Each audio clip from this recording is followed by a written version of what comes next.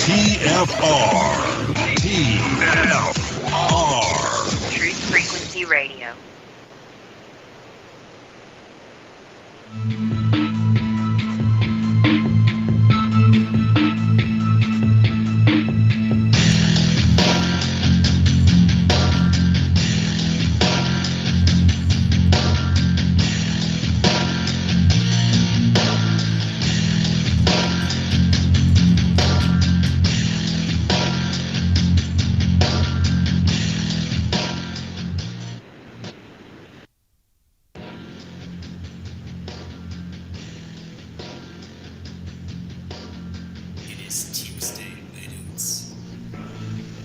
It is Tuesday, my dudes.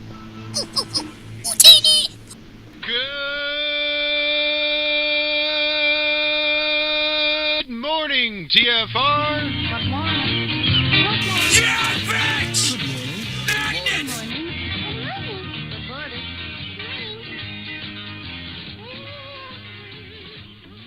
Hi, this is Alan. I like Ironworx because it's where everybody knows your name, and they're always glad you came. I love Ironworx with Josh, Walt and Zach. And Lucas. It's like sitting in your front room having a cosy chat with your best friends. Hi, it's Diva here, and I just want you to know that Ironworx with Josh, Walt and Zach. And Lucas. It's definitely my favourite dose of reality. Come join the family and keep it flat. Why sleep in when you could get your dose of iron in the morning? Listen to the Ironworx on TFR. This is Enlightened Dawn. Roses are red, violets are blue. Iron Realm Media is the best on the planet. To this show, I will forever be true. You guys are truly the best, and I love you guys. I'm so thankful to have you in my life. Do you like listening to space letters from Never a Straight Answer? Then tune in to the Ironworx with Zach, Walter, and Josh. And Lucas. Break clear of the fear on the Ironworx and become an Iron Scout. We went right on up and I saw darkness. I thought I was going to see the world, but we weren't quite high enough. Welcome to the Ironworx, where we are always high enough. My name is Josh Corey, and this is the Truth Frequency Radio, TFRlive.com, simulcasting across the plane there on, say, YouTube, DLive, Odyssey. There's a few others. There's Facebook, Twitter, and such, and the like. But welcome, everybody. It is definitely Tuesday. So far, it's one of the Mondayest Tuesdays I've had in a minute. What were you saying, Walter? I said it is. But apparently it's also Monday, so I'm lost. How are you, though, all? Good all. Hello, all. Tongue wake up, all. It's early here. I don't know where you are, but yeah, it's early. We've had some chilly weather over the last couple of days here, so it's had me really like in that whole hibernation mode of just wanting to sleep. So, but it's going to warm back up, and we'll be back up to our normal balmy 938 degrees. So it'll be all good. Well, so far we are missing a Zabala. We seem to be. He's been on a lot of adventures over the last week or so I know they're all in huge preparation for the upcoming Flattoberfest. That's right. And then Zach is that good dude who does everything in the world for everybody. So he's constantly helping neighbors, helping Cammy and Bob, helping. So he probably needs this much earned rest. That being said, get up, Zach. Wake up, Zach. Get up. No, I'm kidding.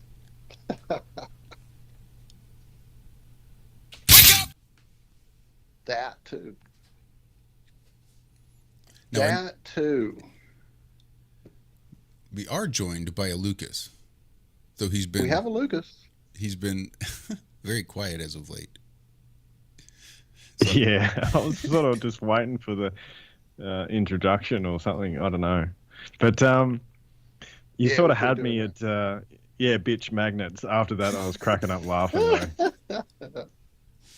Oh, the whole lot.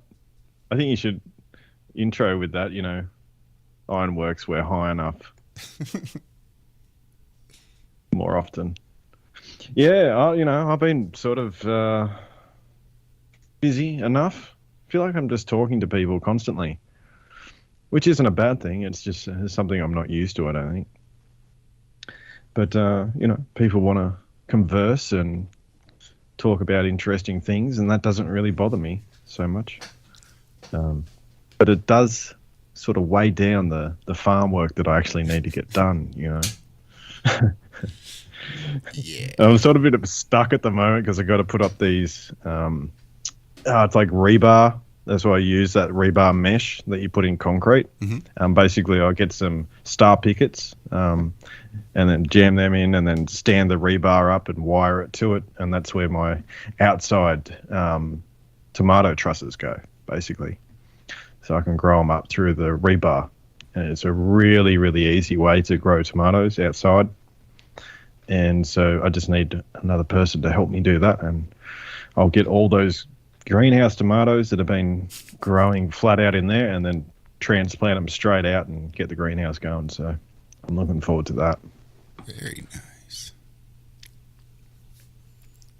Yeah, I think I'm going to have to put up a trellis downstairs. I'm watching them go, and I'm watching the ones that I topped go. And I'm thinking, these girls are going to go into their flower stage here real soon. And those first 2 or 3 weeks, they're going to really take off and really get tall. And I don't know that I necessarily want them to go vertical as much as I do horizontal. Because horizontal is where you get more yield. So I don't know. I just don't know. It's going to require more construction from me, which is pretty minimal considering it's like a third duct tape. So it's pretty ramshackle as it is.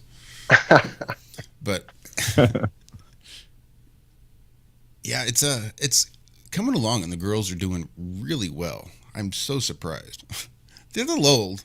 They're a little long in the tooth as far as their vegetative state is concerned. They've been down there for about... Yeah, well, they definitely looked healthy enough. In 3 months. I've seen photos. Yeah, 3 months they've been down there. And I've managed to not kill them. I mean, they should probably be a whole lot bigger for 3 months, but damn it, I tried to kill them a couple times. Well, I didn't try to, but what I wanted to do almost killed them a couple times. But yeah, they're still down there. They're still alive. They're healthy. They're big. They're pretty big. So yeah, I'm gonna have to put that trellis in there just so I can weave them through there as well. Yeah, just to clarify, I know there might have been some confusion in the chat that I'm actually growing tomatoes.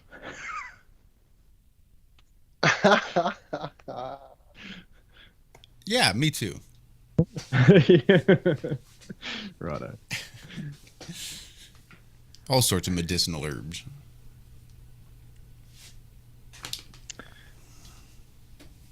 Yep. So what else is news? I tell you what, I've been talking to Claire. We had her on the other week, which was fantastic. People really liked that show. And she's the lady that does kinesiology. And she was my teacher when I was learning kinesiology. Anyway, so we've been sort of working together and coming up with a bit of a plan to try and create a little bit of a different bent on the kinesiology I got taught and using some of the material that I've been accumulating. So it's really looking forward to seeing how this pans out as a different type of either balances or modality, but actually bringing some of that electrochemical ideas into working on health in the body. This is something that's interested me for a long time, and so stay tuned and hopefully we can come up with something that's going to be really interesting and maybe a base to work from to apply these concepts to the body. starting point. Yeah. That's going to be really interesting. That'll be really cool. I'll be interested to see what you guys come up with. Yeah, I'm super excited, and it's just like really the start of things, and as I've said many times, that electrochemical principles is basically how is the operation of the body, is the operation of plants and things like that as well. So everything works off these same principles, and then applying them to a modality of health. Seems an obvious choice, but it's not. I haven't really seen it done otherwise. Not in this type of field, anyway. Anyway, that's it. Well, cool. I'm looking forward to that. Absolutely.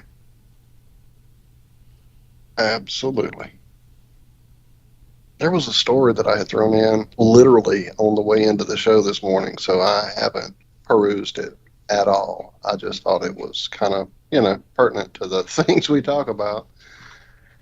It kind of was talking about, oh man, did it not go through? Man, why does my phone not sync up with Skype from my phone to the computer sometimes? That's happened before where I throw a story in and it doesn't go through.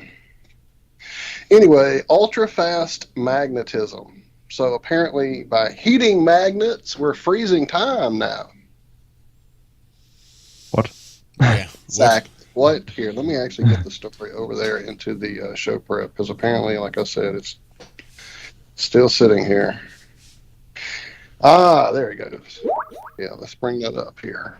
And because we all know magnetism and temperature, they don't affect each other, right? No. No. Completely unrelated. I mean, your magnets still work perfectly in a fire and things like that. So on fire, like melted iron. Yeah. Oh, well, then never mind. I guess temperature isn't related. Anyway, apparently it's got something to do with ultra-fast demagnetization. And by doing that, they can capture the lattice condition at a given time after their ultra-short laser pulse. And that's how they're freezing time. I don't understand this at all. Apparently it's just a way to take a magnetic photograph of a certain time. But it starts talking about these 4F and 5D electrons. Okay. And so I assume this is at least a small component of the flux capacitor. Well, I would think this would be the actual key component. Right. Well, yeah, I guess so. But it's by overlaying the matching lattice structures for you to be able to get that flux capacitor to actually line up the time travel properly. But if you go in the Jeffries tube and you mess around with that little Duma flasher, which that's actually what it's labeled, Duma flasher. All right, we'll stop. Oh, well, if they bring up 88 miles per hour in the article, we definitely know there's a correlation. We can say for sure. Well, I mean, correlation does not equal causation. Just remember. Okay. But apparently by doing this, they'll be able to store more information on your computer. Because isn't that what it's all about? Mm-hmm. Yeah. Just new materials should make information processing more efficient. For example, through ultra-fast spintronic devices. Ultra-fast spintronic. Dude, I had their first CD. Do you remember how awesome they were? They were. I even went ahead and sprung for their ultra-slow version. The ultra-slow spintronic. I got you. Let's see. That was their acoustic one, was it? That might have been the acoustic. Unplugged.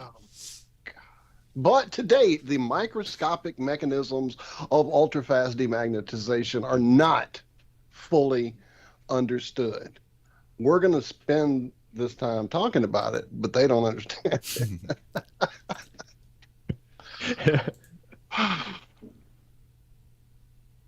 And your computer will be better. So really, that's the bottom line.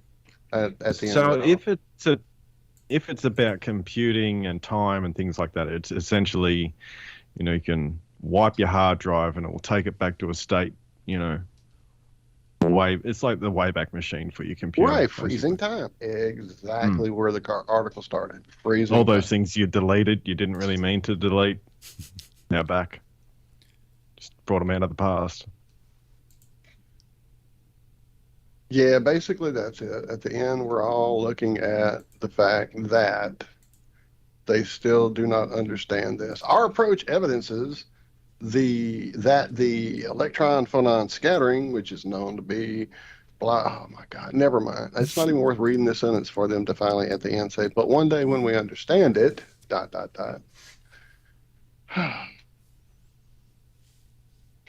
anyway, I saw magnetics in the title and I couldn't resist.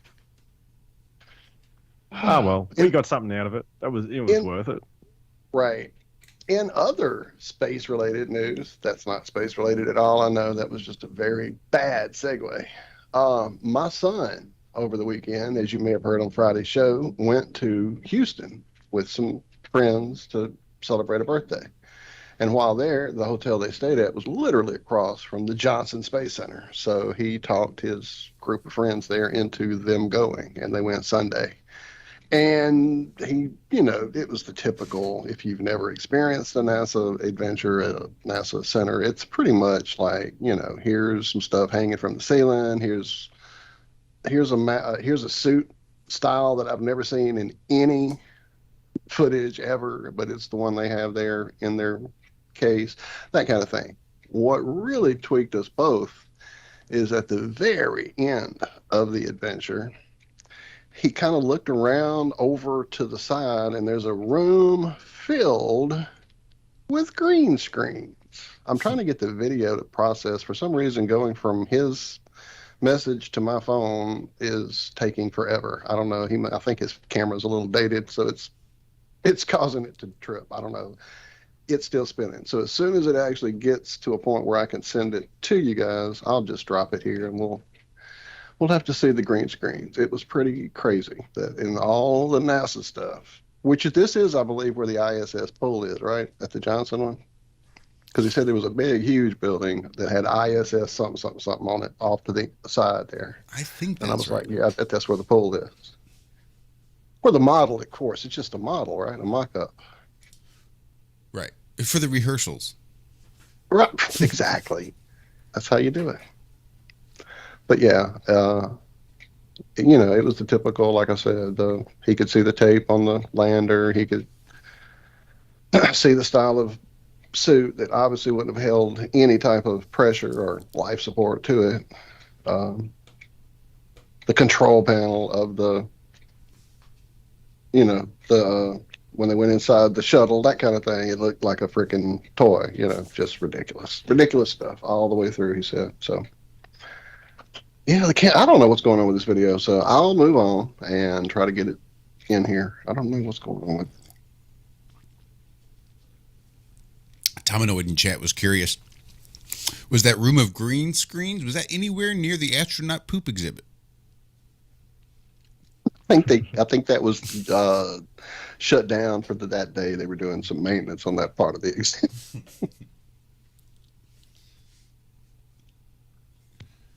Polishing the turds, were they?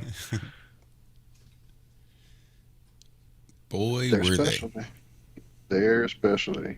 All right. I give up. Let me try to forward it, maybe, instead of trying to save it to my phone. I don't know. I don't know what the deal is. A lot of weird things going on today, huh, Lucas? All sorts of weird tech issues again.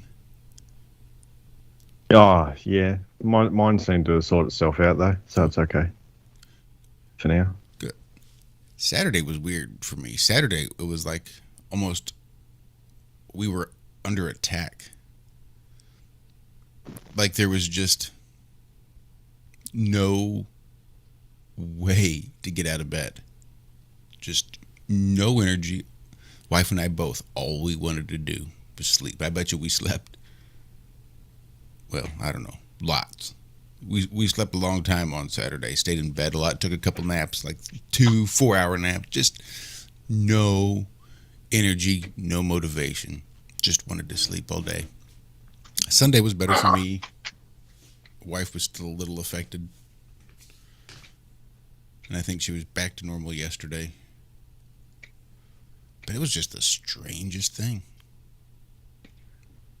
Well, that's kind of the weekend Shell and I had. I attribute it to the cold, literally the temperature dropping and that whole, let's just snuggle up. But you saying it that way, as I went to bed, was that Sunday night or was that? Yeah, Sunday night. I almost felt feverish, like achy, feverish, like I was running a fever, a low-grade fever, which, I rarely do get that sick enough for a fever. So it just was really strange for my body to feel that way. Now, I had actually found a, this juice that I bought that was a green juice, which, with all the kales and lettuces and different types of greenery juiced up, store-bought, yes, but I trust the company and blah, blah, blah. So I got it, and I was drinking on that over the maybe Saturday. So I kind of also figured maybe that kind of did a little mini cleanse to my body and, pulled out some toxins. And that might be why I had felt that kind of slight achy, feverish, not really sick, just don't feel right feeling. But you saying you guys had that crazy weekend of just drained, blah. Interesting. Yeah, lots of weird energy for sure. I never even thought to attribute it to that, so I didn't check any of the indexes to see if any magnetism or anything was off the charts. Who knows? It could have been that very thing. Could be I don't why we know. have a Zach I've been today. a bit tired too. I've been a bit tired too, but it's hard to say because I've been You bust your ass, right? Yeah, and I've been staying up late as well, so that doesn't help, And then because sometimes I feel like I'm not that busy, but I actually am. I'll just because I just wander around and whippersnip or do mowing or do some gardening or do different things, and then I'll go and do the building or whatever. So that's been taking a bit of a toll as well. So Right. Well, it's just Liz and accumulative. Chad, oh yeah. Well, Liz and Chad just typed, this is the time of year for our bodies to detox, which is true. There is that whole thing, which probably led a lot of people to think being in the cold gave them a cold, that kind of crazy thought. But yeah, it is that time of year that a lot of the exome shedding would be occurring so that folks would be getting sick off of each other. I hope you hear the air quotes.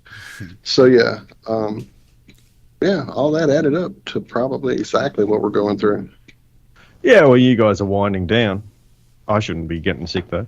No, Which I'm not. you're I'm just a bit wearing tired. yourself out. Every time we talk to you, you're gardening or building a building or doing heavy duty stuff. So, and kids and all that. I mean, kids, man. Ooh-wee. 3 kids. They're up at the crack of dawn, just running around mad. Yeah. So it's all good. Don't have kids. Listen to this dude. I hope your kids aren't listening to our show. Daddy's joking. Yeah. You're not the biggest mistake of his life. Wow. Got 3 minutes till a break all of a sudden. Man, and they kicked up the burner. Y'all heard it, I know, because I can hear it through my headset. Maybe you can't, but I do. It sounds horribly loud here. I can hear it a little bit just when you talk, just in the background, just a little bit, but you'd have to kind of really know it's there. Yeah, it's there, without a doubt. Trust me. But you guys got to have it, so we got to make it for you. No, I don't have anything to do with sugar production. I say that like I do. I live in Louisiana. That's my contribution to sugar production. That's about all I do. And the sugar I like to use doesn't even come from the sugar here. So it's a Florida-based product. So shame on me. Shame on you. For shame. Yeah, but it's pure sugar that's not bleached and white and processed. It's the least harmful sugar that you could probably use, other than real sucrose or some natural shit. Or not even use it. That idea too. Yeah. But hey, then what kind of fun would coffee be?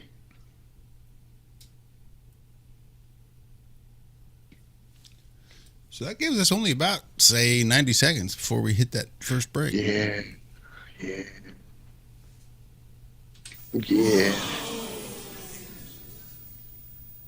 Oh, I forwarded that video to your phone, Josh, in hopes that maybe you can process it. Because, like I said, when I save it, I don't find it. I don't know where it's going to on my phone. Something I've never seen happen before. Sorry, guys. You don't need to hear all these technical and cats.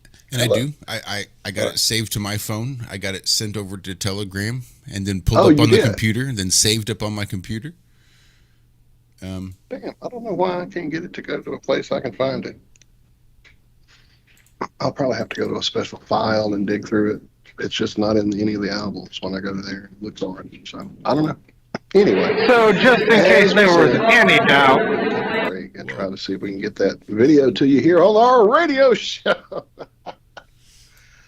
But if you're one of those lucky ones who hang out with us on one of the streaming services, then you'll maybe see it. Maybe. If we can do this.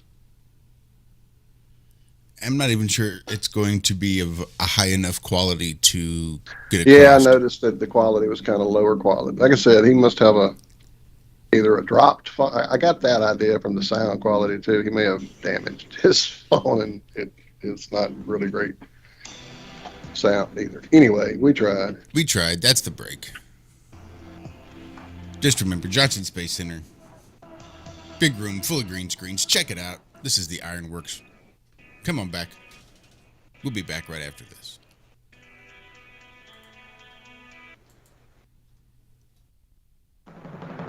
Hey everyone, it's Chris Gio, founder of Truth Frequency Radio and host of Beyond the Veil.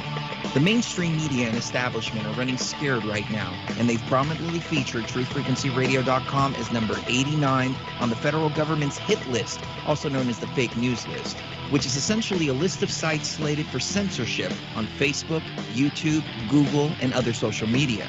Now is the time for you to get involved. Share your favorite TFR shows far and wide on forums and social media. Tell your friends and family about your favorite shows.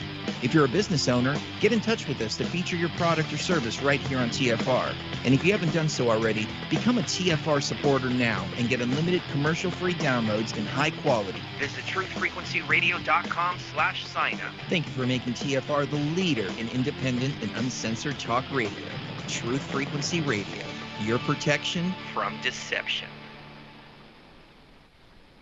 Hey folks, guess what the number one phrase that Life Change Tea receives by email? You ready? We love this tea. We love this tea. Time after time, week after week, we love this tea. Life Change Tea gives you more energy, a beautiful cleansing, and fulfills its slogan perfectly. The tea that makes you go. So if you want to be on your health game, log on to getthetea.com and order Life Change Super Strength Tea. Packages come in a 1-month supply, and when you brew this stuff, wait until you see the results. Aren't we all about the results? And with a lot of people's health struggling, we can use a little bit of help. Doctors will tell you disease starts in the gut. So log on to getthetea.com. That's getthetea.com. Be our next email saying, I love this tea. I love this tea. Get the tea at getthetea.com. Helping America one tea bag at a time. Fear is the mind killer. Fear is the little death. This is Uncle Walt from the Ironworx. Josh, Corey, and I have chosen to look at life with no fear. No fear of the unknown. No fear of questions about the supposedly well-known. No fear of ridicule for thinking outside the familiar fool's lines. No fear of the boot on the neck of those refusing the party line. No fear of taking on those so convinced of their beliefs they would sooner drink the Kool-Aid than believe they've been fools made. In this world filled with me too, cattle think, can truth's protective layers be peeled back to show the tender, juicy pink? Are we all just grist for the mill? Souls sold against our will, or is that just how it feels? When you're filled to the rim with TV so fear-filled and grim, break clear of the fear right here. Tuesdays and Fridays at 2 a.m. on TFR. Josh and I and you will hammer out the impurities of technology-driven groupthink, fold in a dash of logic, and quench it all with a bit of absurdity. The Ironworx. Break clear of the fear.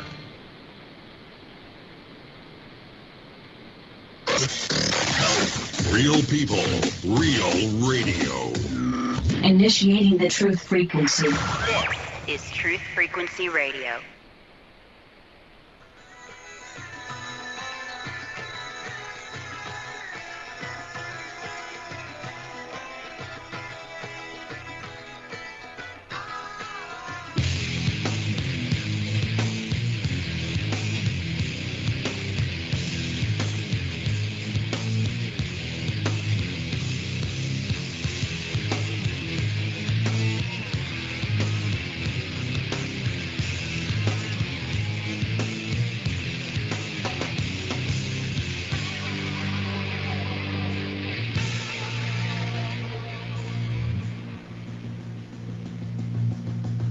To make the donut.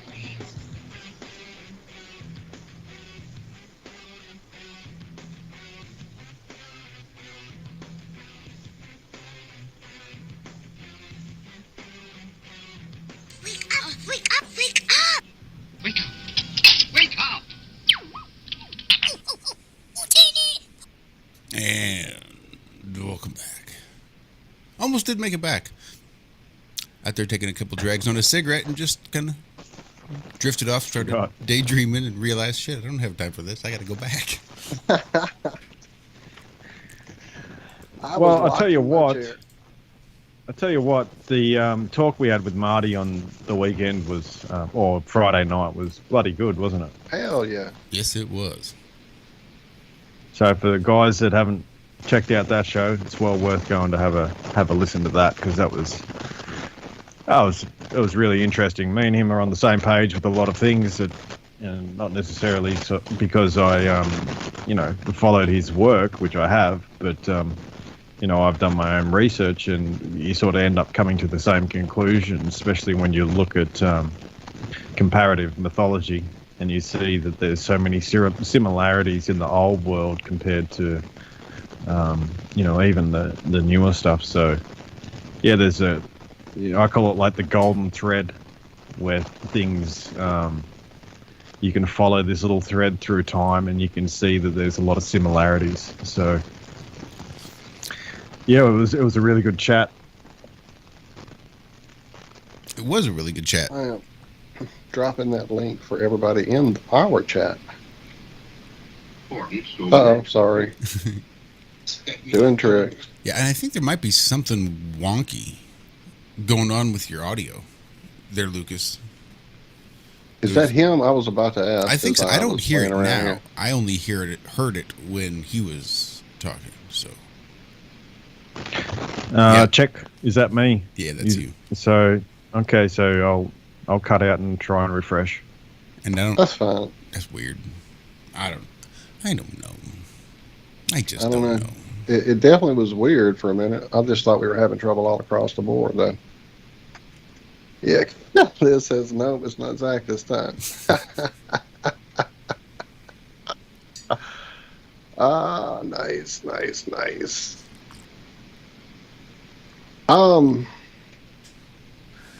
So, I don't know if we should even get into this or not, but since it is the spooky season, Jill and I have been looking for something that's entertaining to watch with a spookier edge.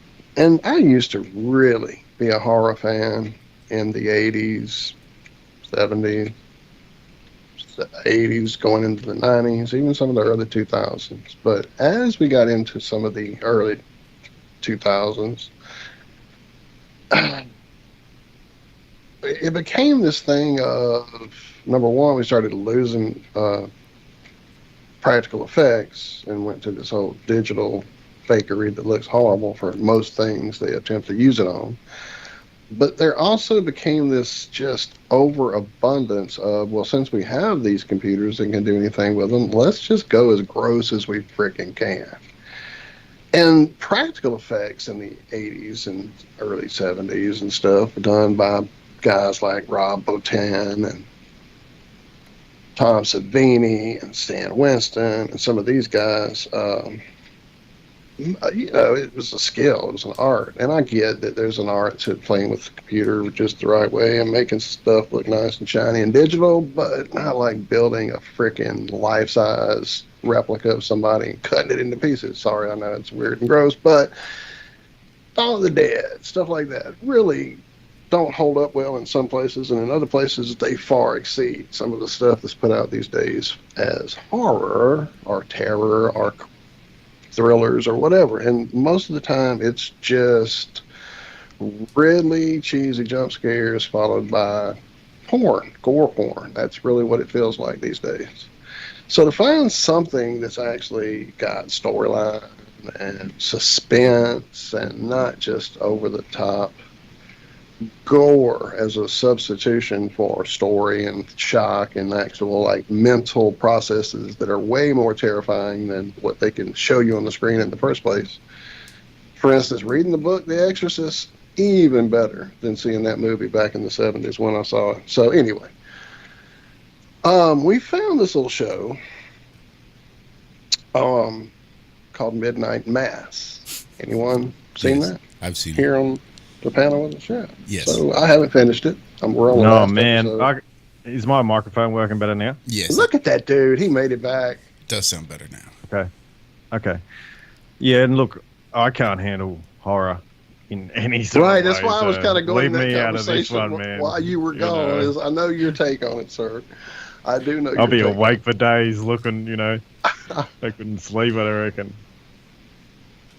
Well, it just kind of goes into this idea, which, I mean, if you haven't seen it, I really feel bad even discussing it because it's a slow burn show. It takes, a good 2 episodes really for things to start, maybe even 3 for things to start getting a little like wonky. And so for me to kind of just go, boom, this is it, would be definitely a little bit of a spoiler. And as we all know, when I start sticking my fingers in my ears and going la la la, when Zach starts spoiling, I don't want to do that for anyone. But it is an intriguing. Just spoil it. It's only horror. Go. It is an intriguing idea that's being put forth in this book. Now, this is an idea that's been explored before. I've read a few stories over the years, a few different ideas put forth by a few different people over the years, way before like these channels or anything. This was all stuff back when I was reading all the time. These are Stephen King stories, by the way, Walt. This is a bastardization of 2 different Stephen King stories. See, I keep hearing people say that. I have no idea which 2, but no, it's not. I am the like quintessential Stephen King fan. The fact that it has a ring of vampirism to it does not necessarily mean it's Salem's Lot. Just because there's a preacher in it doesn't mean it's Salem's Lot. That's again one of those things that tells you how rare and fucking far between a really good story is for them to be comparing this thing in 2021 to shit Stephen King wrote back in the 70s. That's why that shows you just how rare a good story is, because it's not. As I watched the beginning of it, she was telling me that, like, people say it's Stephen King kind of blah blah blah, and so as it progressed, I was like, well, it's not Maine, so there's that gone, and it's definitely not Salem's Lot, and yeah, it's not. It's just written by someone who apparently was a fan, I would guess, of Mr. King's work. Anyway, the idea of angels and what no they relation either. Truly, yeah. No, you're not getting any of those big money royalties. Anyway.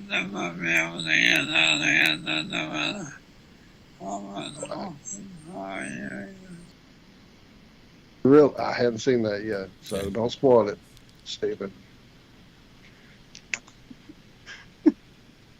He just wanted to clarify. It's not Stephen Hawking, it's Stephen King. Stephen King.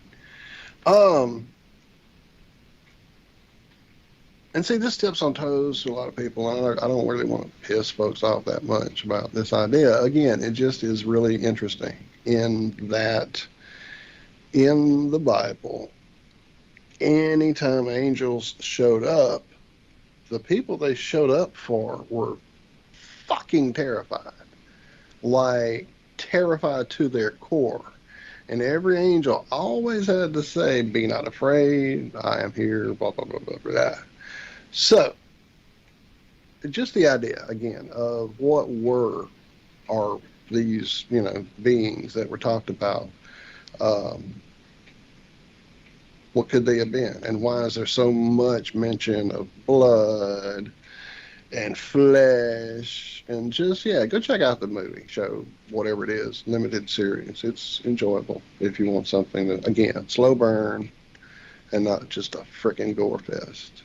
And an intriguing thought process to maybe go through if you haven't ever done that. See, Lucas, I didn't scare you at all, did I?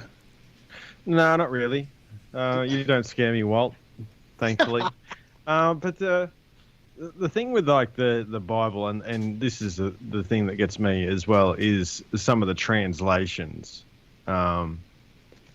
Not to, and that's the thing with it. I heard, who was it, Karen B, and I think it's Just Jack or something. They were speaking about some of these,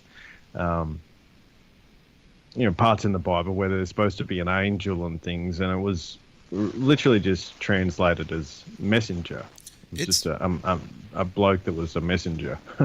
So rather than some sort of angelic being or some sort of thing that is, separate from a man in a sense. So just putting that out there. I'm no scholar on all that sort of stuff either. So,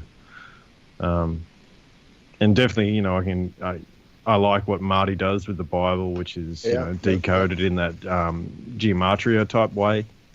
But then, the Bible hasn't really grabbed me as a text that I really have been drawn to. And it's possibly because I grew up in going to church and going to a Christian private school and stuff like that. So it's just not one of those texts that has really drawn me in because of so much stuff around the edges of it. You know what I mean? Like different ideas and people's takes and all that sort of stuff. But so I tend to go back to like the Buddhist type texts or the Vedas and that sort of thing. But now I'm straying. I'm ranting now. Aren't I? No, that's fine. But I've also read those as well, and in many instances, they're quite fantastical, even phantasmagorical, if you will, creatures mentioned in many encounters. It's intriguing that some of these old texts, many of these old maps speak about different types of beings being here along with us since day one. So, yeah. Well, I don't know. It's it's not something that I've really spent time studying that sort of side of thing. To tell you the truth. In fact, even the maps, like with the blemmies, the guys with the fucking faces in their chests, the guys that are just the leg and that kind of crap, or with the giant leg or whatever. I mean, think about all those different things we've seen in very different maps from different ages that show those same creatures, drawings, sketches. Well, there's always that elongated skull type thing, which has got me because that doesn't have the same suture lines as what normal humans have. Nope. So that one's always stumped me as a legitimate sort of humanoid type thing. So what the fuck? Exactly. As does the Star Child skull. It definitely has a different everything. The different nerve hole for the eye sockets, different suturing, different point of attachment at the back of the neck for the muscles that would hold the head up. I mean, just everything about that skull was completely different than human, without a doubt. And what really adds to the confusion, I think, is some of the symbology, especially when you're looking at dragons and those sort of things, or these the minotaurs and that, and they're sort of clearly depicting sort of, well, they're almost like joining of the zodiac creatures. You know what I mean? So they're more symbolic in their nature, and they're easy in a sense to sort of decode. But when you see something like a skull, like those things, it's like, yeah, that really throws a bit of a spanner in the works, you know. Without a doubt. And that is an area that I was so intrigued with growing up. I was always into mythology, Greek, Mayan, you pick it. I was into it. I read about it, studied it, had many library books late because of it. The boy, guess what Walt's is about to mention? Everybody ready? The Secret History of the World talks about the Age of Monsters and the Age of Gods and how they were like both coinciding, leading into each other, etc. And I don't know. It's really a book that it's hard to discuss until you've all had a chance to read it and really help me with it, because I get the allegory parts of the discussion. I get that. But this book really kind of goes at it in a more realistic approach to these things. It mentions so many things, not just biblically, but all those mythologies, but in a very real way, that this was an age upon this plane and it happened, and there are records and there are, different takes on it across different cultures, different writings. Well, look, there you go. Kerry Woolley, Gilgamesh, those things. Yeah, well, I fully accept giants. No worries. That seems... Giants seem... no worries to me. Dinosaurs, don't really think that they're a thing. But... so you mean those 8 bones they found weren't really dinosaur bones? Yeah, but... yeah, definitely giants. I think that's... and it seems to just relate to a different type of environment.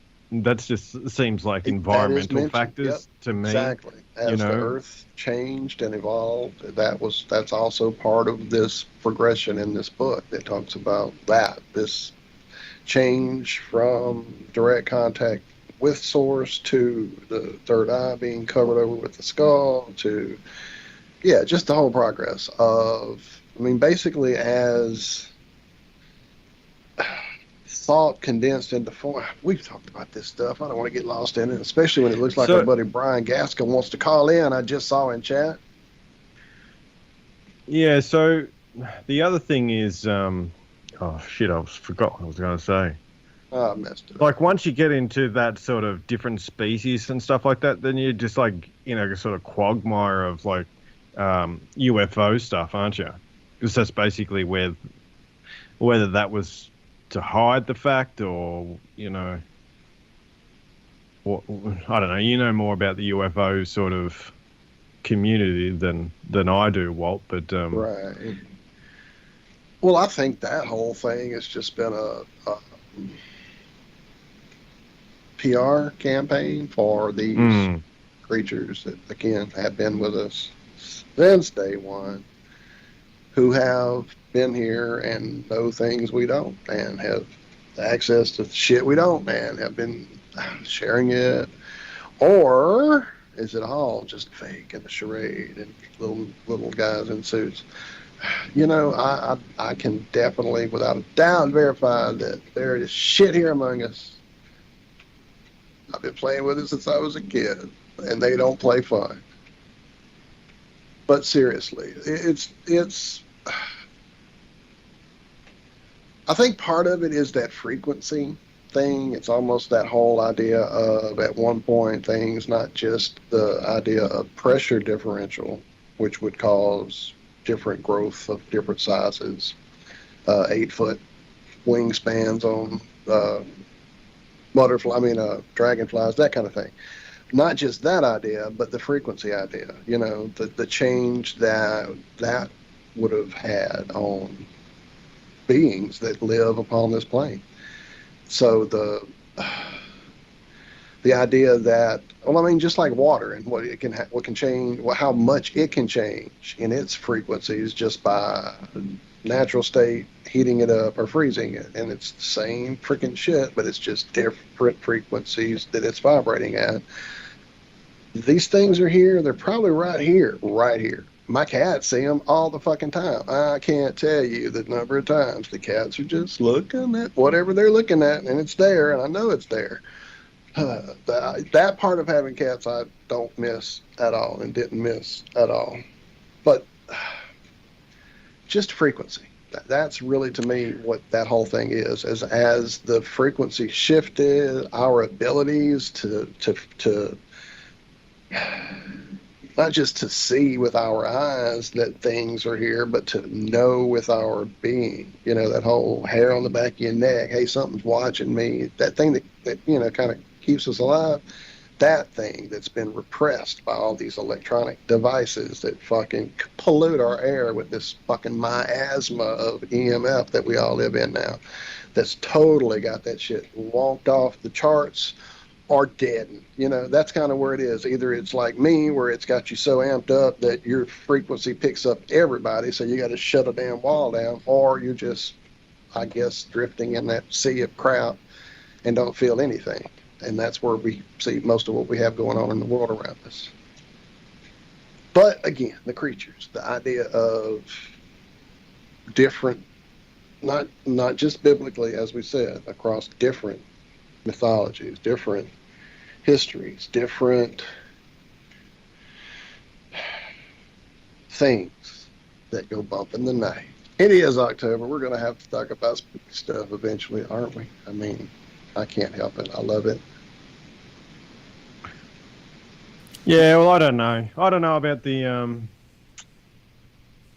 you know, different species and stuff like that, unless I'd sort of have to see it a bit more, you know. If there were, they're probably dead. Like, you know, like the real ones, you know. I'm not talking about the spiritual sort of side of things. That side of things, I don't really want to know about, to tell you the truth. But, you know, as for, like, you know, giants and a change of nature and all that sort of stuff, I mean, it's pretty basic once you get down to sort of more electricity in the environment, or basically a higher voltage capacity. And then, you know, just everything changes. Like, you know, I've talked about this a number of times where people have, you know, subjected seeds to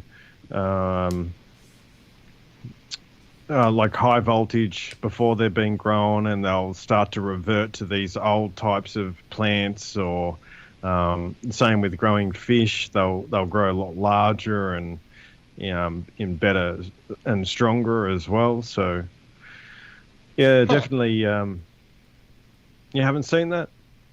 I'm pretty sure I've shared it before. There was Germans doing the experiments on plants and fish, and they were subjecting them to a increased voltage, basically. And that was the same thing I was looking at with the electroculture, where you have the wires over the top of the plants, and then another one down below, and that'll increase the growth. But there was also other ones that were like lanterns that you could hang in the greenhouse that would increase the voltage in the greenhouse, and you would get an increased growth through that. So yeah, that's how I would suspect that. Yeah, that's how I would suspect that you know, everything would just grow in a different way. And the other one was me sort of discounting this, which, as far as I'm concerned, is part of the globe lie, which is this idea of precession of the equinox. And I don't think that's a reality, but I think there might be something to maybe a change in the way the sun moves, and going outside of Capricorn and outside of Cancer in its movement throughout the year, increasing heat throughout the realm. So that's another possibility. And then that idea of, at some point, there being a literal. I mean, this gets into that whole area. I know, but the firmament itself having been broken, that's talked about, that's mentioned in different things. I mean, wouldn't if man and his fucking around with nature started, I don't know, doing crazy shit like shooting atomics at the fucking sky, that wouldn't happen, right? Nobody would do nut shit like that.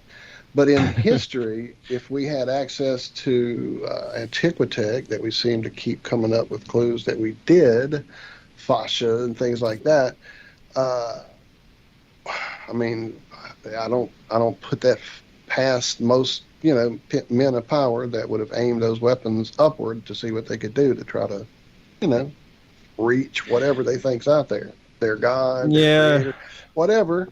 So if there was a lower ceiling of pressure at one point upon the plane, by that having been, at least broken or fucked with or something, I don't know. This is all crazy talk, I realize, to most people.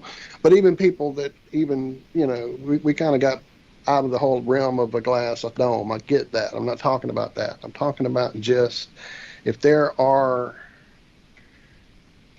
layers up there, if there are, different frequencies, different phases of water. I mean, we've talked about all this shit, and they fucked with it in some way.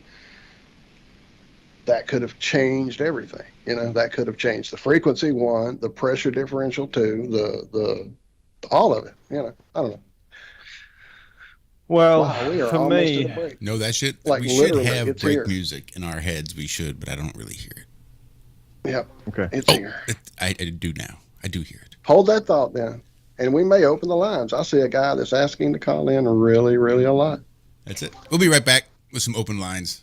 Stick around. Truth Frequency Radio is your #1 source for news and information without the hate, hype, and fear.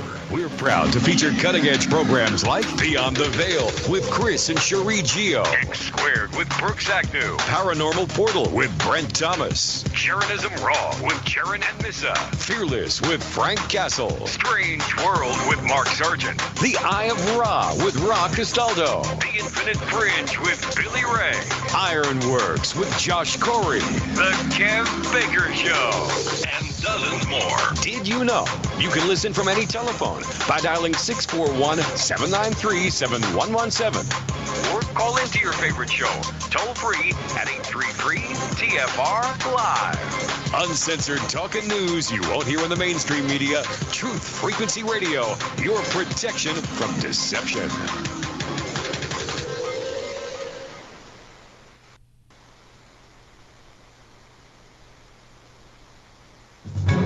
County Fair judges are blown away by a local heifer. It's the Onion Radio News. This is Doyle Redland reporting. Dickey County Fair livestock judges are describing a local heifer as, quote, a near-divine creation.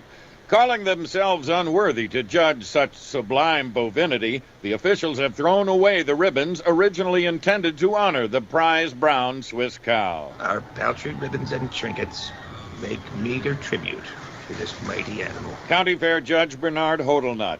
After viewing the animal, Hodelnut and the other judges cast their rating books and badges into vats of hot funnel cake oil, then tore their own eyes out. An elite force of 3 dozen 24-hour Luftwaffe restaurants opened across Germany today, offering waffles to blonde-haired, blue-eyed customers and the bombing of Luftwaffe's largest competitor, the City of London. Company founder Hans Kreuzen told reporters he believes the country will fall quickly under the sway of his lightning-quick, piping-hot blitzkrieg. Soon, all will know the sweet, buttery taste of fear and waffles. Luftwaffe restaurants are expected to face ruthless competition in Germany's already crowded war-themed eating house industry, which is led by such established chains as Crystal Knockwurst and Der Marzipanzer-Command. Local man Marcus Travano was deeply ashamed today after being shot in the arm with a girly pistol by an unknown assailant. According to Travano, the ladylike .22 caliber Smith & Wesson might as well have had pink lace on its dainty little handle. It's embarrassing. I could tell the ER doctors were trying not to laugh. It looks like I was shot by someone's grandma. Cavano hopes the next time he's shot in the arm, it's with a manly gun that blows his shoulder clean off. Doyle Redland for The Onion Radio News, online at theonion.com. Into the truth frequency. Your protection from deception. This is Truth Frequency Radio.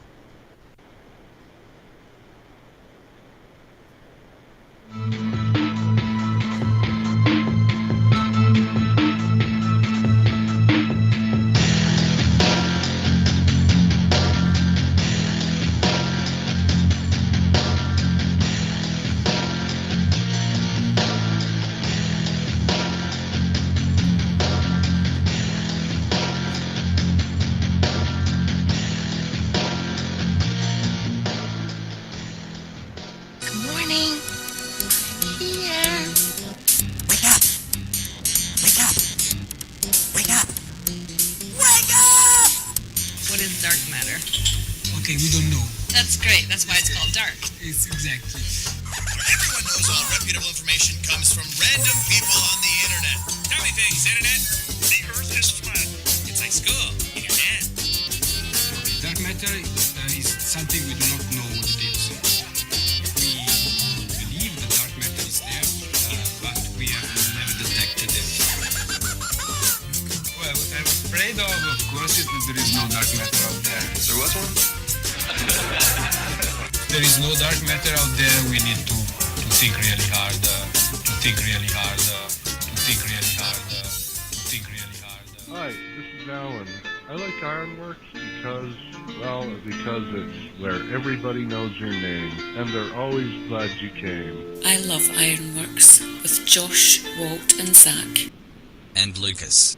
It's like sitting in your front room having a cosy chat with your best friends. Hi, it's Diva here, and I just want you to know that Ironworx with Josh, Walt and Zach. And Lucas. It's definitely my favourite dose of reality. Come join the family and keep it flat. Why sleep in when you could get your dose of iron in the morning? Listen to the Ironworx on TFR. This is Enlightened Dawn. Roses are red, violets are blue. Iron Realm Media is the best on the plane. To the show, I will forever be true. You guys are truly the best, and I love you guys. I'm so thankful to have you in my life. Do you like listening to space letters from Never a Straight Answer?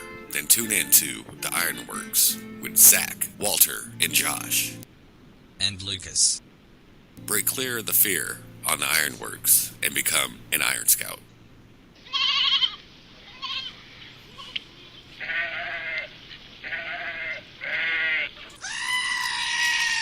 And welcome back to the second half of the Ironworx, kicking off right now. We're going to open up the phone lines, and I see we have also been joined. Well, we were. Now he's gone. Oh. So let's get into this waters above thing, because it really fucking annoys me, to tell you the truth. It's okay, I'm sorry. We were joined. I missed it. I thought I could have sworn I saw Jafroger hop in here for just a second. I can't see him. But he's not here now, so maybe if he did, I don't see him. Anywho, waters above, Lucas. Your pet peeve. Go. Yeah, I was going to vent about it. Yeah, it just doesn't make sense. Like I have seen like someone with two beakers, and they put some electric current through it, and they'll get like this little bridge of water that can flow from one side to the other, right? And it creates, it's defying gravity in some sense. But to say that there's like this great ocean flowing above our heads, it just, nothing about it rings true to me. You know what I mean? It's like, well, how? So as for the dome thing, it's pretty easy to actually conceptually understand that when you take into account temperature. As soon as you get down to these low enough temperatures, which is basically you're just going away from the sun far enough, you're turning whatever substance, a gas or whatever, into a solid. And so the dome can be basically built via temperature, and it's just getting far enough away from the sun. So, and that's, like we see with the Antarctic ring. And you'd go further and further out, and until the temperature drops and drops and drops, and it just starts to become solid. So, and when you look at, solid oxygen, for an example, which I've done a little video on that, but right, yeah. Then you start dealing with, some really, really interesting properties.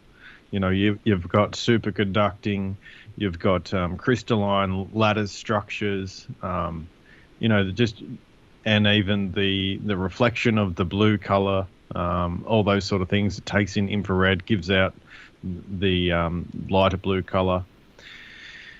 And so that just makes sense as a temperature differential. The frozen waters above. I mean, essentially, because frozen air. Yeah, well, you could frozen everything above, and so again, if they started ridiculously attacking it, because man is a stupid animal some fucking times, then again, it would have fucked up density, it would have fucked up the pressure differential, it would have fucked all. I mean, because as we know, hello, where you at, Zach? Wake up! You cannot have pressure without a fucking container. Wake up. Anyway. Well, that's right, but I also think there's layers. Right. I forget who was talking about this. Like, layers. That's my thing for sure, brother. That to me is how the stars work. When I look out into that, is the layers. Yeah, and I think that those layers of different substances, or lighter refined gases, actually do something to change how we perceive light, as well as even say heat. When you get into this is the same as the principle of the thermos, where you have your hot liquids in, and then you have that air gap, and that can hold your liquid warmer for longer. It's not actually able to penetrate, move through. And I think the sun is doing similar things, and that's why we get this. You can have the snow-capped mountains, and then it'll be warmer down to the earth. Is basically to do with the pressures or the density of the air. So as it comes down, it's in a sense manifesting the heat, and same with light to some degree. And then there's, the prospect that, the electromagnetic fields that's created from the sun that is, interacting with, these lights, or because I still think that the stars are part of the firmament, because they, even in ancient sort of depictions of the stars, they still look the same. I mean, we are in the world of change here, but those stars, they don't move away from each other. There's they seem very fixed, as if it was a painting on a wall, sort of thing, and not changing in our realm down here. So it really comes down to, if they are fixed and part of the dome, then how do we perceive those stars, or those lights, and how do we perceive it moving around? Because it doesn't make sense to me either that if they're fixed in the dome, that dome is actually spinning around. That seems too gargantuan. Sure. Yeah, it just doesn't make sense. It's like you're talking about a structure that's gigantic. Yeah, so that's why I put it down to changes in the electromagnetic frequency, or where the sun is dictates how we actually see that star, how we see the stars. So they're just my sort of trying to be as logical as I can with all of this, to because I want to figure it out for myself. You know, I'm happy to be wrong on things, but I'm definitely searching for logical conclusions that seem to mesh together and create a holistic view. That's for sure. Absolutely, and that's why I like bouncing the shit around, because that's the only way we're going to get it. Yeah, well, that's right. And, you know, even Bob's been saying on Globebusters that he wants a model and things like that. And it's like, well, you know, this is the places that we have to start, or the questions that we have to ask to get there, and, you know, see how it would function as a holistic unit, and not some sort of, it all needs to work together and have, you know, principles that we know about, in a sense. You know, some things that might be more advanced than we are technologically now, but in general, we should be able to understand a lot of these principles.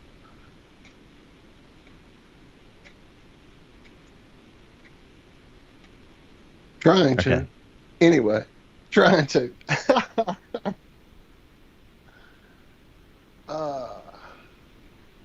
Well, as you know, as we say over and over and over, we don't know.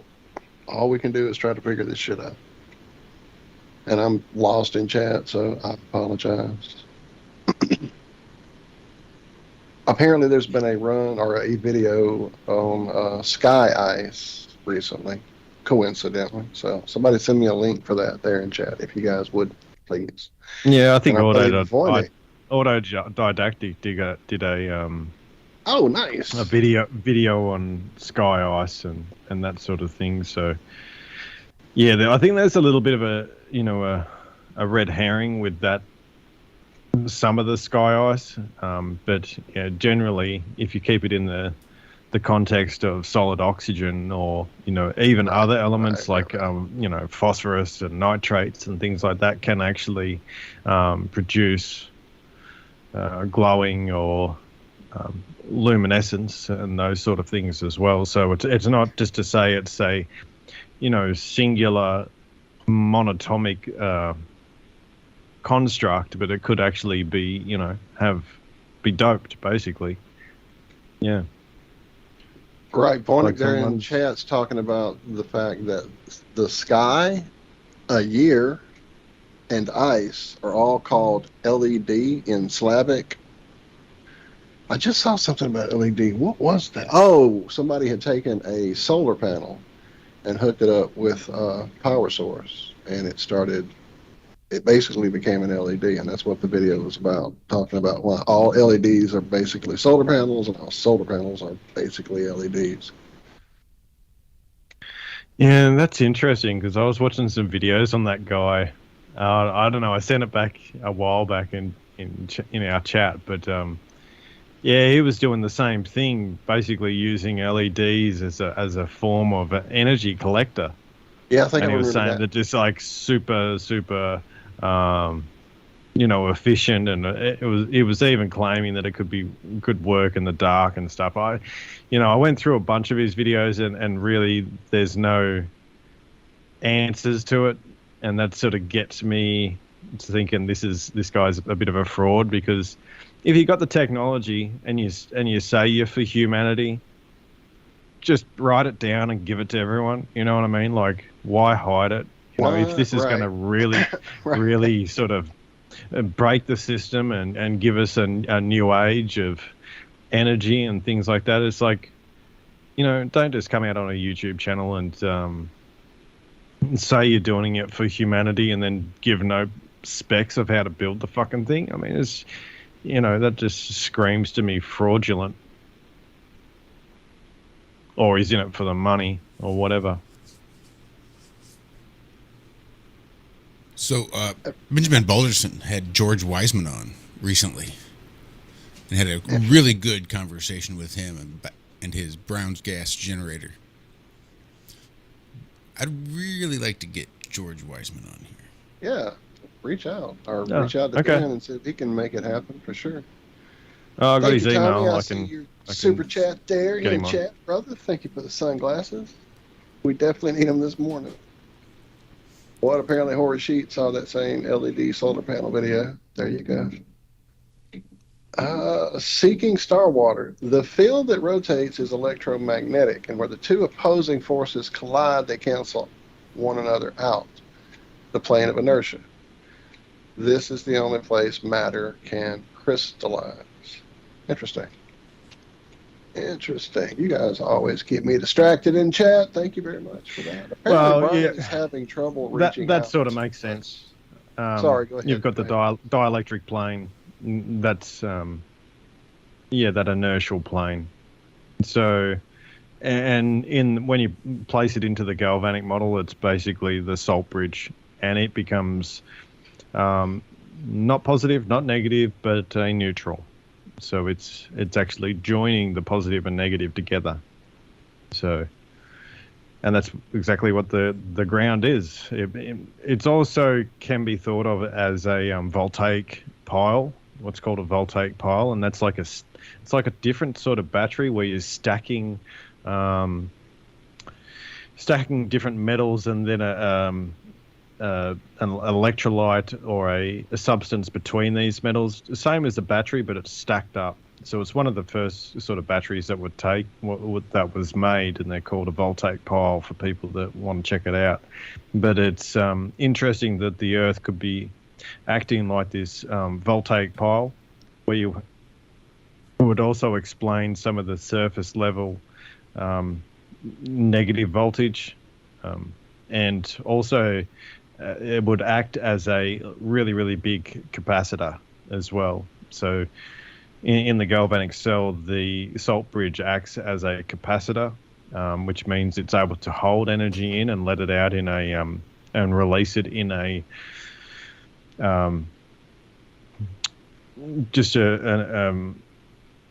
well, basically the system would go to equalization really quickly, and that means it would burn out really quickly. So it stops it from burning out and releases the energy slowly.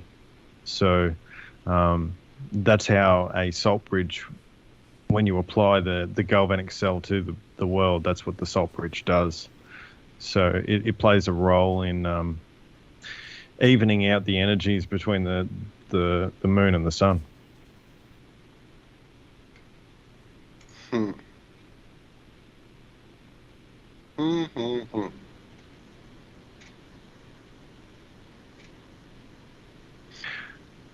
was hoping I was hoping Zach was going to be here because I was going to talk about antennas, because we've spoken about how mercury, when people have done experiments where they've put mercury on the antenna, and it's able to increase the amount of radio stations you get and that sort of thing. So what I was thinking was that when you have mercury, you could amalgamate it with silver, or you can amalgamate it with gold, and then you could see if there's a difference in frequency pickup, or something that may change the frequency input just by the change in metals. And I thought that would be a cool experiment. But maybe one day we'll get there, and although they've made mercury illegal to get.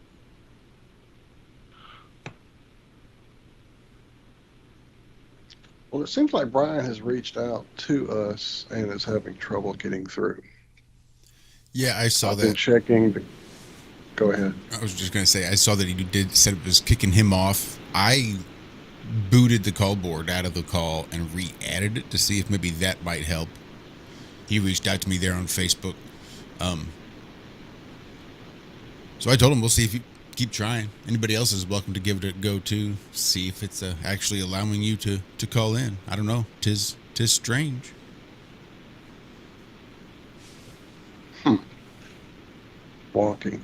Wonky, man. Been a bit of a wonky morning.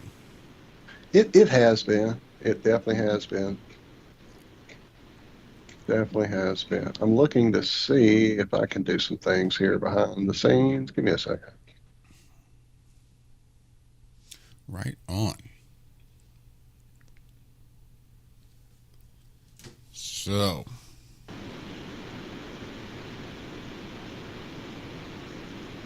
Seemed like there was something I wanted to talk about. Okay, so I'm sorry. Is there a way we can get Brian directly in here? I thought I had him, but I'm not. Hold on, wait a minute. I think I see him. There we go. Good morning, caller. Thanks for calling into the Ironworks. Is this the person I think it is?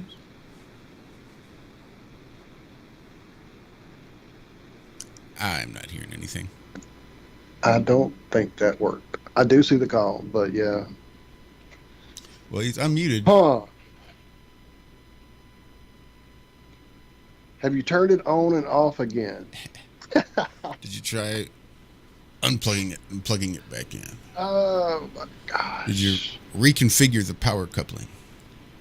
That's it. Where's that flux capacitor we had over here? Man, what in the heck? And he's gone. That's strange.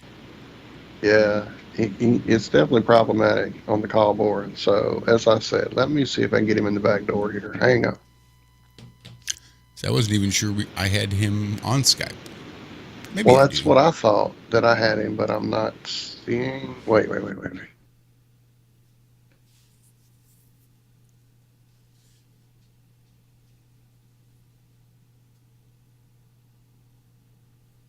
And by wait, I of course meant everybody do not speak again. Oh, sorry, I was typing. I was looking at chat where Seeking Starwater says they just finished drawing a Flat Earth tarot deck. Explored this. Really? Interesting. That'd be cool. Yeah, that would be cool. I would love to see that. All right, I'm trying, Brian. If you can get to your Skype, there you go. All right. I think we've got him, but I don't know if it's an audio issue maybe on his end now. Hello? There he is. Hi, I know that guy. Oh. You made it. Really? What's up, brother? How are you this morning? Fucking loving life, man. That's good to hear, man. That's good to hear. We need more of that these days. Yeah. Fuck. I mean, you guys know my story, like fucking being shitty, you know? But things are starting to turn around for me. Good deal, man. That's good to hear. Yeah. And honestly, the last talk I had with Josh made a lot of good sense. Well, good. He Where's does he make at? sense a lot of the time. Yeah. That's what we love about LC. Maybe some of the time. I said a lot, though. It was good. How you going, man?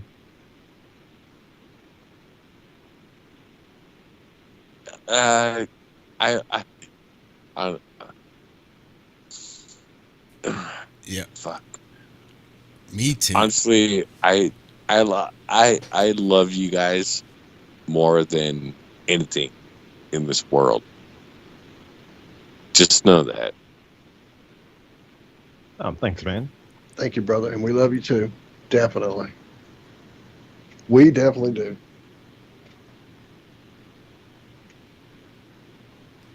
So did you have a specific question for us, or? No, not really. I mean, LC, I mean, I gotta send a shout out to Walt and Josh. You know, I mean, they mean a lot to me. Just like how they care, you know. I mean, LC, Lucas, I don't. Yeah, man. Yep. You know, like you're new to me, but I've known these guys for years. But I love you guys. I love you guys. We love you too, my friend. We definitely do. And just know that, you know. Well, we do love you too. We've only got maybe 90 seconds before we hit that next break. We're about to hit the break, brother. All right. Well, good. Cut me off. Will do. Will do. Sounds like. All right. I love you guys. We love you too. I love you guys. No matter what. Keep it up, man. Hey. Keep that good feeling going. Hey, listen. My love for you guys and Rob Skeever, God rest his fucking soul. Yes, sir. I love you guys. You guys are always legit. All right. All right. Good night. Thank you so much, Cheers, Brian. man. Yeah, I really look forward to seeing who we are tomorrow and in the days following. This has been quite a journey. We broke episode 400. Good Lord. Here on the Ironworks, Wow. just a couple of weeks ago. This is like 405 or something. October, isn't it? Yeah. I just realized. Sure is. Do you know how many episodes I've done? I feel like I've done a few by now, haven't I? I'm sure you have done at least a few. Yeah. That's crazy. That is. And there it is, ladies and gentlemen. There is the music.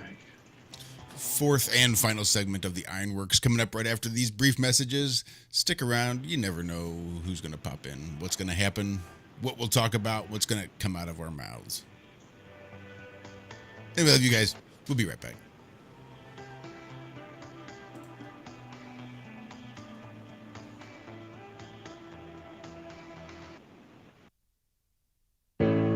The reviews for Extendivite are amazing. Here are some from Amazon. September 2018. Extendivite works in keeping my blood pressure in the normal range. I've been using Extendivite for many years now. May 2018. Great product. I use regularly and I rarely get sick. March 2018. This product has relieved what appeared to be angina pain in my chest and shortness of breath after climbing stairs. I'm quite happy about it. February 2018. My husband, son, and I have been using this product for a few months now, and we have noticed an improvement in our joints and blood pressure. Tell us your story. Get Extendivite today. To order, call 1-877-928-8822. That's 1-877-928-8822, or visit heartdrop.com. Extend your life with Extendivite.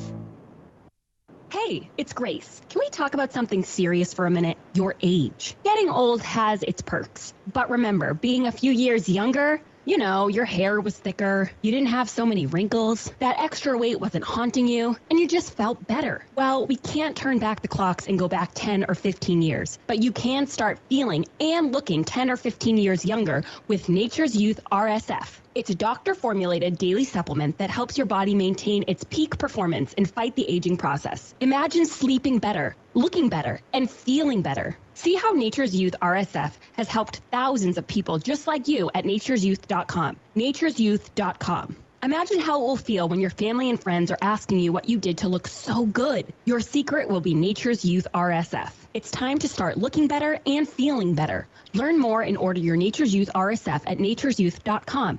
That's nature'syouth.com. That's nature'syouth.com. Hey everyone, it's Mark Sargent from Strange World, broadcasting live every Tuesday evening, 10 to 12 Eastern, 7 to 9 Pacific, right here on True Frequency Radio. Strange World covers a wide range of topics, from enclosed world theory to lunar waves to the end of the world in film. It's basically doomsday with a silver lining. With the audience as my co-host, we take an optimistic approach to all things conspiracy and promote confidence, hope, and humor whenever possible. If there's a topic you want us to cover or a guest you would like to see interviewed, please email me at msargent23@comcast.net. So please join me and tell your friends about Truth Frequency Radio, the leader in real radio programming, bringing you quality, cutting-edge broadcasts from around the world.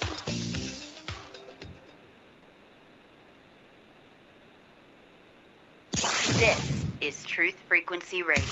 No hate, no hype, no fear. Real people, real radio.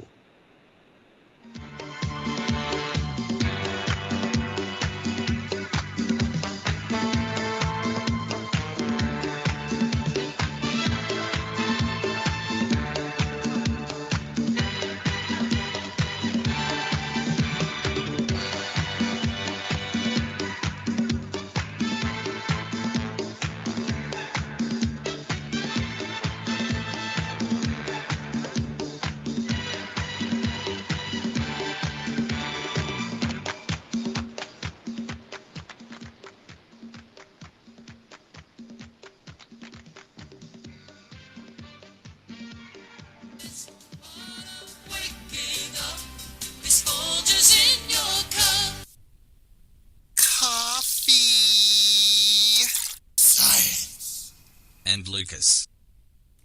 And welcome back to the Ironworx. Fourth and final segment kicking off right now. Let's see where the hell this thing lands. You're going to wear that fucking button out, I reckon. I keep it on my enter button.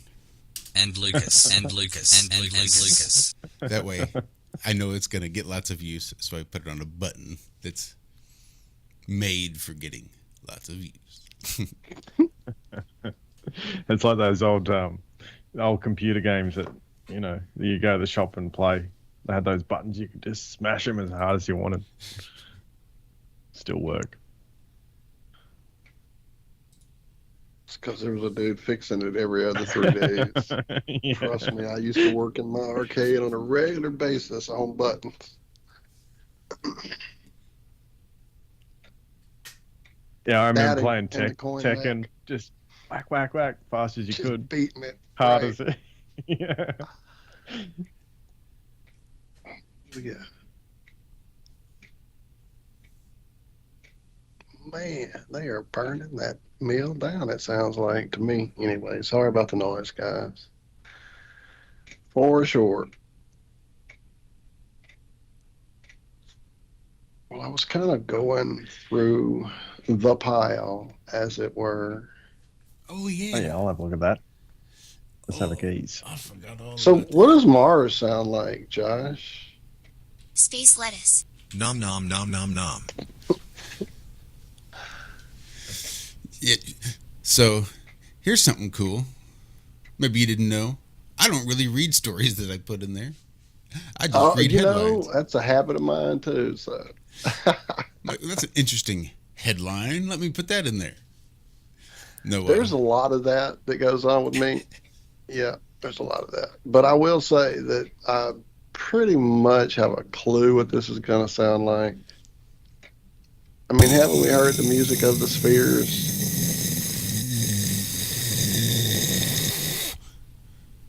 Cool. It's That Mars. sounded exactly like I thought it would. Was that it? No, that was me. I thought you were. I thought you were pulling one. Yes, I was. Let's see. On NASA's Perseverance Mars rover, we have not one, but 2 microphones. And these microphones are the very first instruments of their kind ever to go to Mars. I'm Nina Lanza, and I'm a scientist at Los Alamos National Laboratory. Hi, I'm Justin Mackey, an imaging scientist at NASA's Jet I Propulsion really didn't want to Laboratory. hear all you guys. I want to hear Mars. Is mounted on the map. Right. Look, this is a microphone. Understand better the state of health of our instruments. There's a difference. Oh, between- Lord. Jesus Okay, Christ. I guess we're not hearing It's a Mars build-up. today. Oh, Sounds on Earth have very rich harmonics. You can hear multiple I'm like, that sounds like frequencies. It gives a birds. Really nice Yeah, depth birds to with the city sound. noise. On Mars, the atmosphere attenuates a lot of those higher frequencies, so you tend to hear the lower frequencies Wow. And it's a Oh, much no, not the more 80 hertz isolated again. sound, a Yeah. little more muted than the sounds we hear on Earth.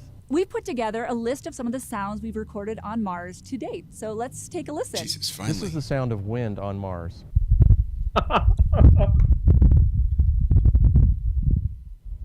For the first time, we can hear Wow, the wind blowing okay. across the surface of Holy Mars. shit, that was The amazing. sound of All wind the on images Devon that we Island. It acquired, sounded dust nothing devils, like and wind dust on storms Earth. over No. the many years of exploration on the surface. This is the sound of the rover driving on Mars.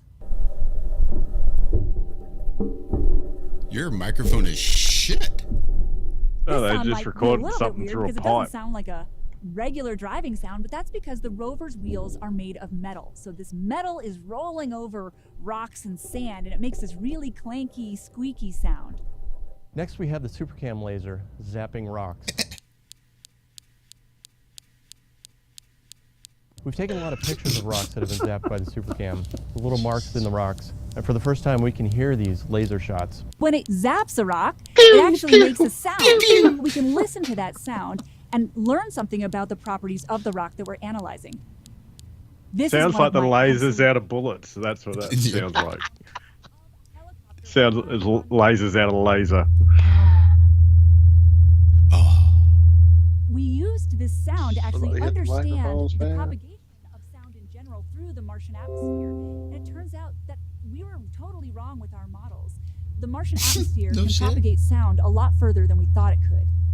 That's a sound We've bite, all that seen one. Yeah, it is a soundbite, that one. Get Let me from- play that from one back Mars. You just gotta- a little you gotta bit. keep Having that one. sound can propagate sound a lot further than we thought it could.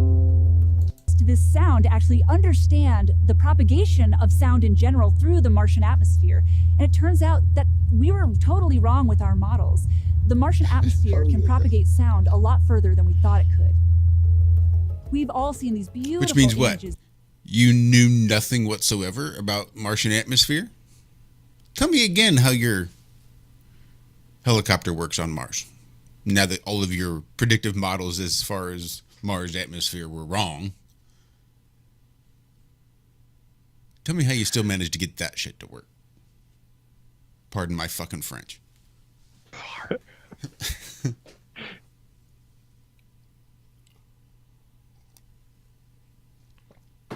Was that it? I was waiting for more. No, I think that was it. I suppose there's not much else to I mean- it, you know. You've got a rover, pretty much wind, you know. The good thing is, while that did seem to be a bit low quality, I mean, you know, Mars is kind of far over there. In the future, I'm pretty sure we'll be getting much higher higher quality recordings from Mars. Or what was the new Lucy thing? Where'd that thing go? Lucy went somewhere. I can't remember.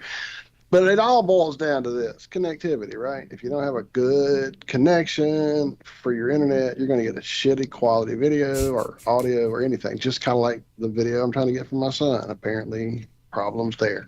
So, how do you solve that? Go ahead. Well, I was just going to say, we definitely do need higher quality wind sounds. Well, that's what I'm saying. And if you need that, boom. The moon will soon have its own internet. I So we thought can mine hear was that pretty better. good. Mine was pretty good, I thought. What do you mean better? That's not bad. Excellent. Look, mine were so good I had you guys fooled the first time. You didn't know if it was me or if it was the real thing. Is it live or is it Memorex? Surround sound. Need surround sound of rover sounds. So what would be the best way to get all that great connectivity, Walt? Internet on the moon. Yes. The proposal for an internet-like architecture, initially suggested in 2019, is a response to a request for communications and navigation solutions for small satellite constellations around the moon. Those satellite constellations that we see all the time when we all look at the moon through our various devices of old phones and binoculars and telescopes and Hubbles and Webbs and all those things. We always see that constellation of satellites as we see the ones surrounding our own little blue marble. Anyway, the backbone for this LunaNet, that's right, LUNA, net is what they're going to call this. It's going to be some kind of, I don't know, it's all bullshit. I mean, it's all science. A series of coaxial cables run across the moon. Go ahead. It's a series of coaxial cables run across the moon. That way they can just roll right up and plug in the lunar rover next time they're up there, catch their Netflix. Mm-hmm. Well, it's probably a similar idea to their, floating fuel stations, really, isn't it? But I thought this, okay, so the story's saying, this story is saying, let me see the date on the story. This may be an old story. Let me go look. Okay. No, October 16, 2021. So according to this story, we're still going to the moon in 2024. I thought that had gotten pushed back.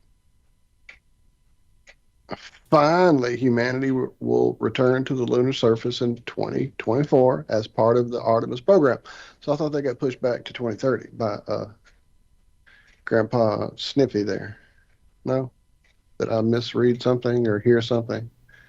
Hard to help say. me, people. Help me. I'm looking for answers. Nobody? Okay, I thought we were I don't know. Yeah, Zach seems to keep up with more of that stuff than me. Right. Okay, Zach, wake up! Wake up! Anyway. Wake up! That's it.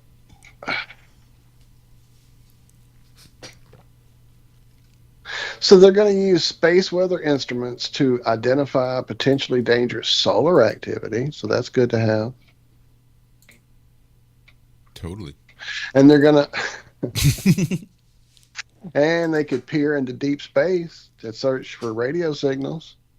So that's good to know. Mm-hmm. Not much details on how they're going to do this, except that man's going back in 2024. So apparently they're going to just bring some internet with them. Really long cable, I guess. So are they looking for radio signals, or are they listening for radio signals? Because I think one's going to take a lot longer to find something than the other. Right. Yeah.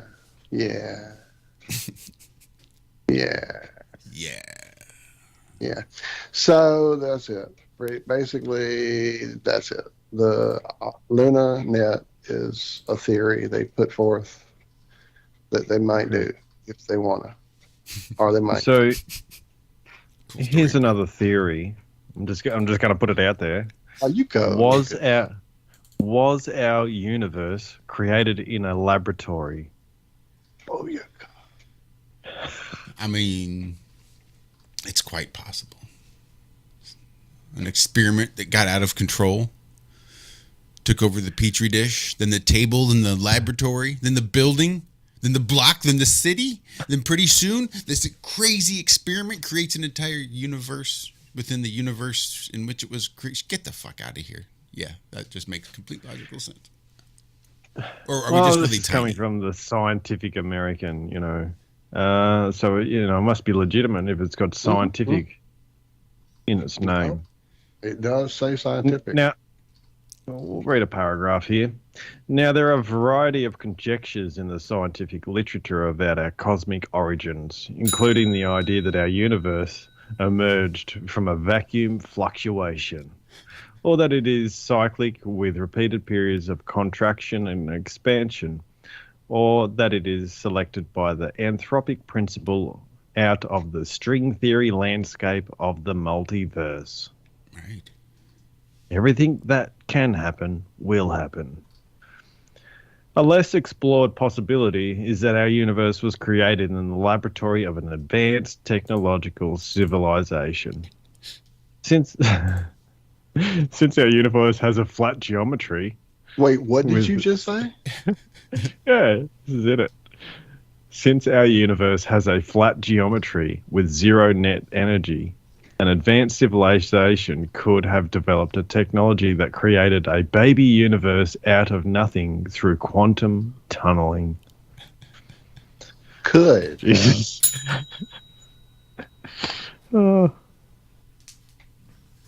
That's So we I don't know. I think possess... we need a different name for science. It's getting to the point. If they're using Scientific American or whatever, we actually need a different word for science that we can start using. this possible origin story, ding, unifies the religious notion of a creator with the secular notion of quantum gravity. So now we have a quantum creator. We don't possess a predictive theory that combines the two pillars of modern physics, which are quantum mechanics and gravity. But a more advanced civilization might have accomplished this feat. Might have. Damn. If that happened, I do like the flat universe, though. I like that idea. I think another guy did, too, that used to have an idea about a flat model of the world and the universe. Some dude. I don't remember. Oh, you. That's right. I know that, Stephen. I was just trying to get a rise out of you, dude. My bad. I'll stop. I'll get all pissy. Fucking diva. He is so high maintenance. Oh, it's crazy, isn't it? Like, you put these stories together and you're just like, this is legit nuts. You know, even if I was, you know, back in the day, still on the ball, I'd sort of be reading this going, holy shit. You know. What the fuck are we doing? Yeah. Oh, my goodness. All right, let me go peruse the pile a bit more. I know there was something. Where's that at?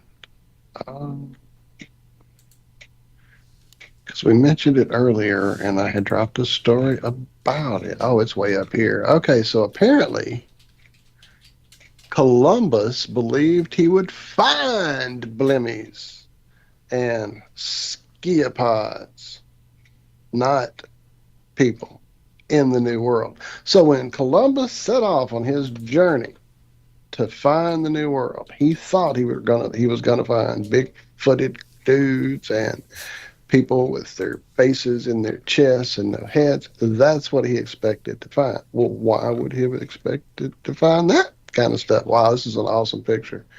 Let me show this to everybody. Well, I'll just use it in our show description. How about that? Wait, I could still show y'all, can't I? Can he do it, everybody? Booyaka. I love that picture. That's awesome. You just got the whole crew there. You got the dog-faced people. You got the chest-faced people. You got the one-eyed cyclopsy people. You got that Bigfoot guy. And you got the two-headed people. Two-faced people. Anyway. The 1 foot guy? Does that dude have just one big foot? He's got just one big foot. He hops a lot.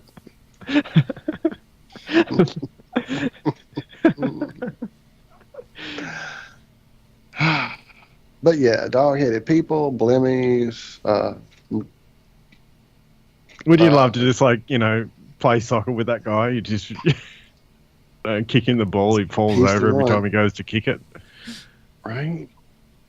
Perhaps no one did more to spread news of monsters' existence than a 14th century English knight named John Mandeville, who, in his account of his travels to faraway lands, claimed to have seen people with the ears of an elephant, one group of people who had flat faces with 2 holes, and another that had the head of a man and the body of a goat. Oh, God, please, Josh. Thank you. Oh, that's funny.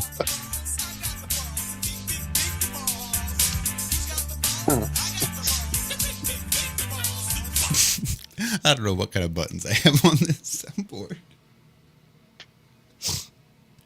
It sort of fit. Whatever.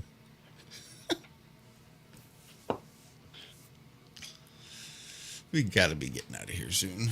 It's coming. Boogie, oogie. But basically, what they're saying in the story is it was all just, you know, bullshit that this guy came up with to sell his book.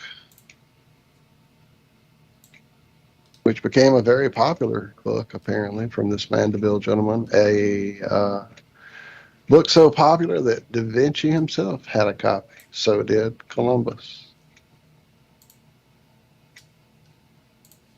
Yeah, it always Even gets in me 19 like these famous people that we hear about. They all knew each other. Doesn't it get to you? It's like I read back in even with the electrochemical sort of stuff and see who was rubbing shoulders with who, and it's just like they're all just basically in the same apartment, coming out with all their brilliant ideas. That's our history. It's just all these same people that all knew each other coming up with all these advancements.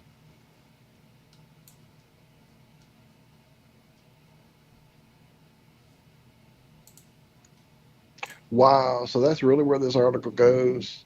Oh my gosh. So the last two paragraphs here. Of course, in the New World, the gains for Europeans came at a terrifying cost for Native Americans. The newcomers stole their land and treasures, enslaved them, and introduced old world diseases. In the end, perhaps these indigenous Americans saw the invaders of their lands as a monstrous race of its own, creatures who destabilized their communities, took their possessions, and threatened their lives. Dun, dun, dun. I don't have a sound. Especially that 1 foot. I mean, yeah, you see that 1 foot man coming at you. Oh, you run. You're gonna whoop your ass. Just do a big boot and knock you the fuck out.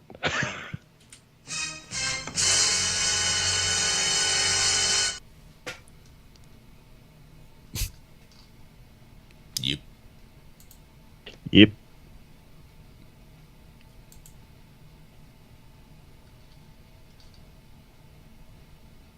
Yeah. Okay. All right.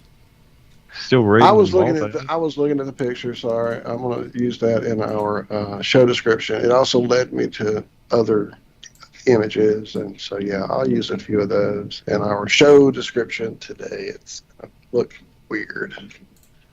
Very weird. No, that's cool.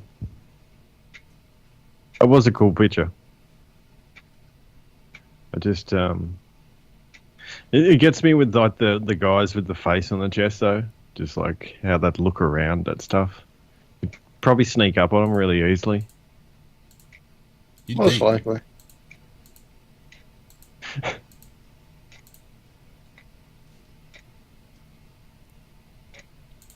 Huh. Sorry, I was looking at chat now, seeing what everybody's talking about here with these creatures. Yeah, crazy stuff. I was trying to figure out what a skyapod is. That's the big-footed dudes, apparently. That's their names.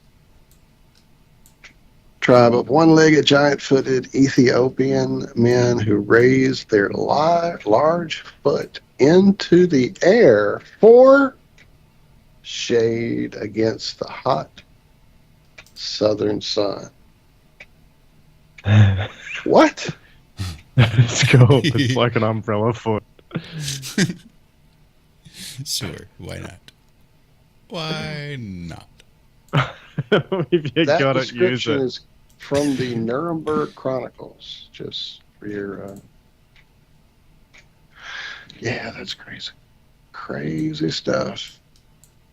All right. And what did the chesties do for shade? Just lay down flat on the ground. Apparently, they had a long hair, braided hair down the middle of their shoulder blades. I didn't know that. I've only seen the front view. Okay. Who was it that found the photograph of one of those? I remember seeing it on somebody's show. I watched too much stuff. Sorry. But somebody had a photograph of one of those they had found. Not just a drawing or whatever. No, nobody. I bet somebody in chat knows. No, I don't know.